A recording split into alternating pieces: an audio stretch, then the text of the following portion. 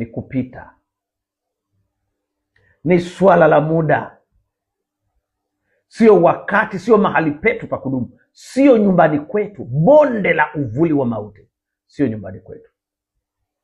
Nijapopita, ziko nyakati utapita, sio nyakati za kuketi, sio nyakati za kuweka matuo. Bondeni, katika bonde la uvuli wa mauti, sio mahali pa kuweka matuo, sio mahali pa kuweka nyumba, sio mahali pa kujenga kibanda, sio mahali pa kuweka nyumba, sio mahali pa kuweka makazi.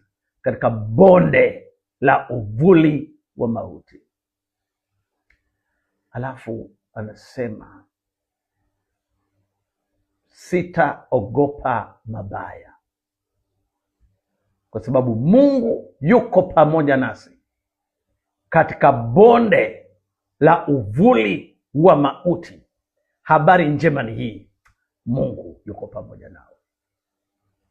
Rafiki yangu, yawezekana unapitia bonde la uvuli wa mauti, yawezekana unapitia bonde la uvuli wa mauti. Mungu yuko pamoja nawe. Mungu yuko pamoja nawe.